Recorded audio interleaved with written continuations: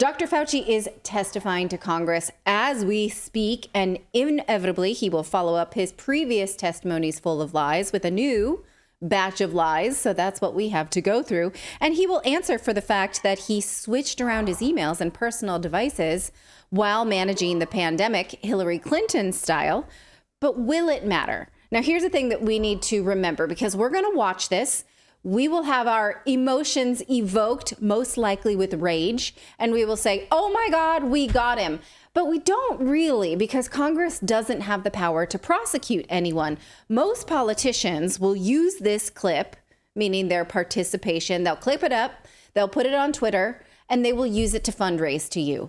That's really it. We know that. But what can they do when he's lying to them? Well, they can say, they can refer this to the Justice Department and say he lied to Congress. He committed fraud. They can do that. Will the Justice Department pick it up? Right? Okay. You want to take odds on that. But at least it's here. We can at least see this. Now, I am just as pissed about Anthony Fauci as the next person. But here's a reminder. Please don't threaten him. Don't threaten him personally. It's not the right thing to do, because he is tested, especially because he testified today that he's the victim here, not anyone who was hurt by lockdowns or vaccines. There have been everything from harassments by emails, texts, letters of myself, my wife, my 3 daughters. There have been credible death threats leading to the arrests of 2 individuals. And credible death threats mean someone who clearly was on their way to kill me. And it's required my having protective services essentially all the time. It is very troublesome to me. It is much more troublesome because they've involved my wife and my 3 daughters. At these moments, how do you feel? Keep your mic on. Terrible. Do you continue to receive threats today? Yes, I do. Every time someone gets up and says I'm responsible for the death of people throughout the world, the death threats go up. Okay. So I'm accused of being responsible for death, so people, threaten me. I mean, I would like very much if he would be threatened with a fraud trial. That's not really a violent threat, right? I would like for him to be brought to justice. I would like there to be a Nuremberg 2.0 trial. I would one of the greatest threats to humanity that we've ever seen, one of the greatest travesties against humanity that we've ever seen. You were in lockstep with that, Mr. Fauci. You absolutely should be brought up on charges. There should be a Nuremberg 2.0. Right. And yes, no one wants a person's family to be targeted or harassed or hurt or killed or anything like that. That's abhorrent. But of course, these are the very same things that were happening to Supreme Court justices, and the media went totally silent on it, by the way. Right. I love the double standards here. Well, and it's not. I was just going to point out, a lot of people will also point to how he handled the AIDS endemic, how he handled like a lot of the things that came to light that he was doing in his labs that outside of COVID. A lot of people are upset. I mean, there should be things that go back that far. This guy has not had a good history, and yet he sits there and pretends to be the victim. Right. I mean, we can talk about deaths of despair. We can drag out, if we were going to play political stunts, we could drag out victims of despair who went into these, maybe overdosed themselves to death, families of people like that. We can talk about maybe someone whose mother was killed by their father because of domestic abuse. We can bring all manner of... Go ahead. Well, when the hearing started, someone yelled out, "You killed my father." Right. We don't know exactly how that happened, but I'm sure, we can find copious examples of how his non-scientific policy hurt people. We're going to have more on this as we continue to go through it throughout the week, but we wanted to bring you the highlights. Also, we'll get more between Senator Paul, and there is no love lost between those two because of the famous Senator Paul, "You do not know what you're talking about." That clip didn't age well, because at the time he was saying there was never any gain of function. You don't know what it is. We never did anything like it. Well, here's Senator Paul basically cracking his knuckles because he's going to get to ask Fauci questions today. Ooh. So Dr. Fauci is going to be testifying tomorrow. What are you expecting? Well, you know, our investigation has confirmed that he did indeed lie. He committed a felony. He said that they did not fund, that the NIH did not fund gain-of-function, dangerous research in China. We now know that to be untrue. We know he committed a felony. But what we've discovered now is that there was a massive cover-up from the very beginning.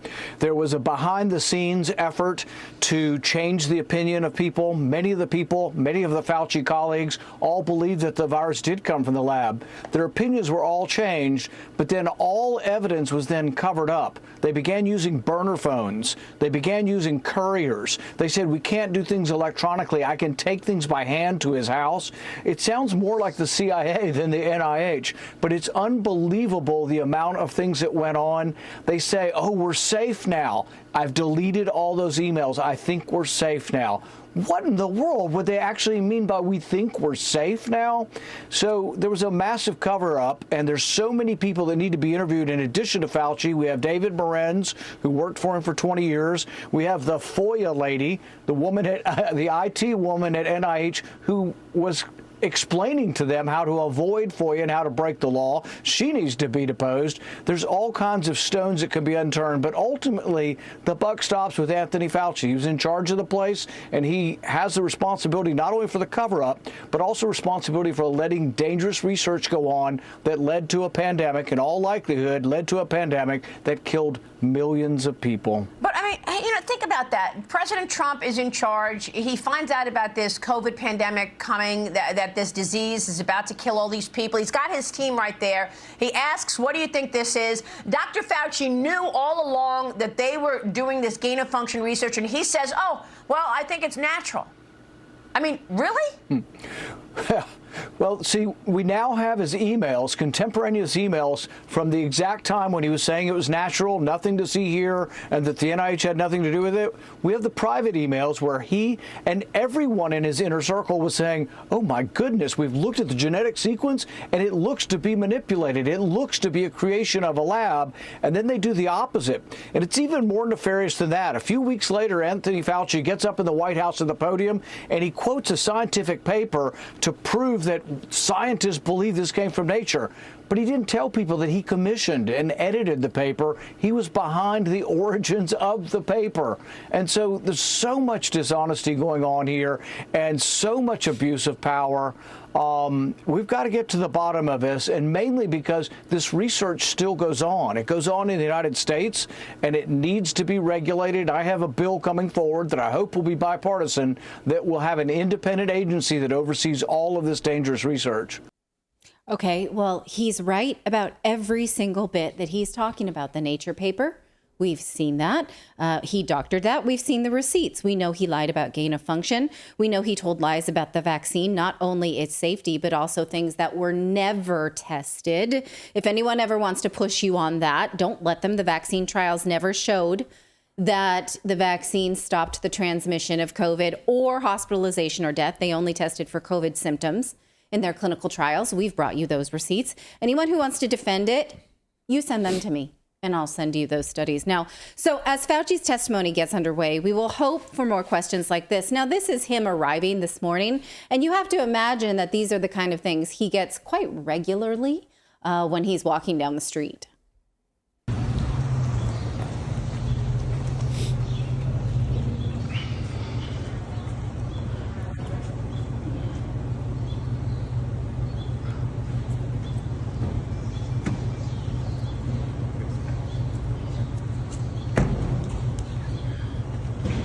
Now, look, they're sort of looking like, okay, anybody around?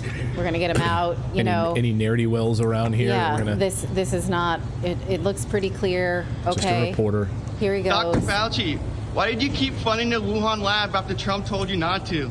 Will you apologize for lying about masks and the vaccine? No comment. Now recall this testimony that he's doing this week. We have emails showing that he and his team tried to push this off as much as they could. Here was the letter that the committee sent showing that the NIH and the Eco Alliance were trying to delay this for as long as possible. It's very hard to read. What it says there is like, the more time, the better. We can push off one guy, which then puts Tony later. We need this delay. They said each day of delay helps. So he really does not want to be there this week, especially if he's going to be asked about these deleted emails. Now, remember, we learned just in late May that one of his top advisors learned to delete emails so that they would not be found in FOIA requests, that is Freedom of Information requests, that would show up and show us what they were up to during the pandemic. Listen to this revelation from a congressional hearing just a few weeks ago from the House Oversight Chairman, James Comer.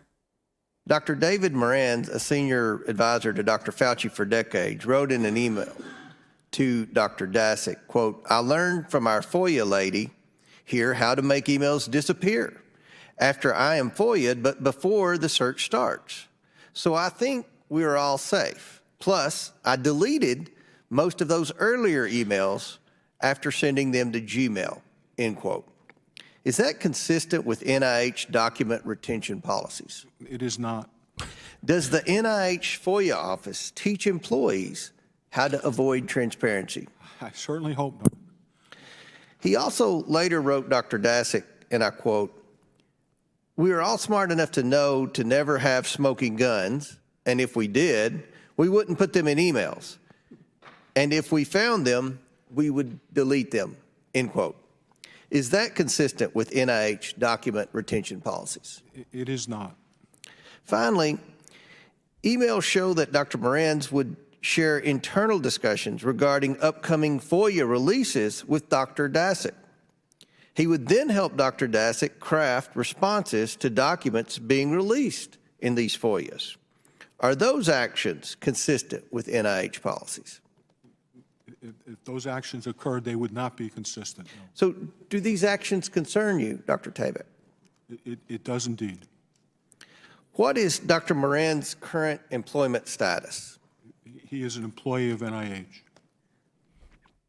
Okay, so that's a government employee learning how to hide documentation from a FOIA lady who we don't know who that is yet, and talking around how everyone else knows this too, mentioning Dr. Fauci. Now, who exactly did this? What he was talking about is David Morans, a senior advisor to Dr. Anthony Fauci from 1998 until 2022. And in fact, he did try and pull a Hillary Clinton and use his Gmail to avoid a paper trail. Take a look at that right there. There's one at least once where he used his Gmail in order to go off the trail. And now we have suggestions that Fauci did the same thing. I mean, it's just, not only is it dishonest, it's dumb. It's just dumb, right? Like it's not the cool way to hide data these days, guys. You gotta use invisible ink. You gotta, I mean, like old, like 1950s. A decoder ring is the way you do it. Self-destruct. Yeah, like Mission Impossible 1960s or Right. Dick Tracy comics. Like, they're just old and dumb if they're literally doing it this way.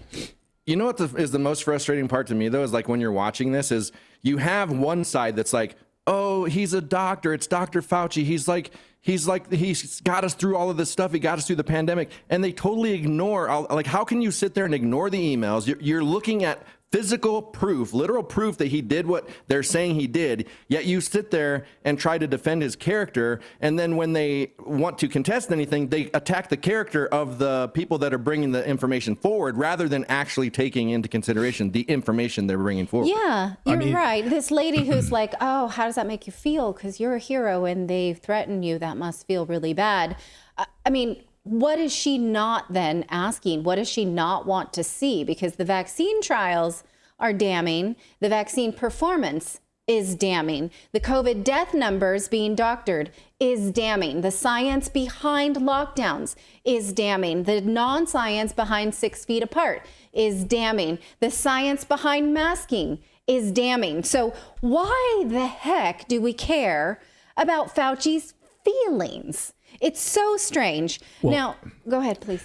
You know, and to David's point, Aaron Rupar is just an example of a liberal journalist who was like all over Twitter today trying to remind everyone about how great Dr. Fauci is. Today, Fauci's hearing is a reminder of something that's easy to forget now. 4 years ago, COVID absolutely dominated public life here in the United States and was a top issue in the 2020 campaign. It's easy to take for granted how skillfully Biden oversaw the vaccine rollout and got the economy back up and running. It's one of the greatest defining successes of his first term.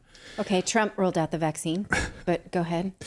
And I mean, just on and on and on, just praising Dr. Fauci and how this is a witch hunt and you shouldn't, you shouldn't watch this and this is ridiculous. And it's a spectacular thread of idiocy, he says, by the GOP attempting to attack Dr. Fauci. Again, to that point, he says COVID dominated American life.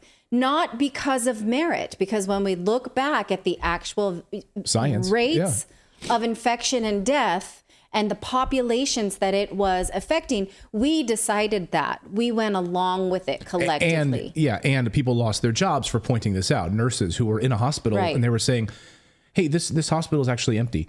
And they're telling you here locally that this hospital is overrun and we're at capacity, but I'm shooting video of this hospital and it's not even empty. There's all these beds are free. So notice that she loses her job. Linguistic gymnastics is that COVID dominated public life. It's not that COVID was causing massive amounts of deaths, because now we can contest those numbers and we absolutely should, or that social distancing was absolutely necessary, or that there were super spreader of it. Like, we can't define those things anymore. So what we can say is that COVID was dominating our lives. Yes. Well, true. And also to speak to like what you said earlier, Clayton, like, remember when it first came out, the vaccine, and Biden and Harris and all these people were like, if he's rushing that through, we're not taking it. Yeah. Biden said, I'm not touching that thing. An experimental thing, a vaccine. I'm not touching that. By Trump. Yeah. I'm not touching that thing. Yeah, I absolutely remember that. And then suddenly it's fine. And then suddenly it's fantastic. And it's the greatest thing ever. Right. And suddenly Biden's the hero. Yes. Right. Yeah, that's pretty crazy. I bet you if you checked that guy's vaccine card, he had the vaccine before Biden was inaugurated. I bet. Who's that guy? Aaron Rupar, whoever, a lot of people who were able to get it quite early because they were so excited about it, most of them got it under the Trump administration before the sun had set. So anyway, I don't know that for a fact. I'm just guessing. Here's what I also am guessing about. Did taxpayer-funded lawyers prep Dr. Fauci for this session that we're about to watch?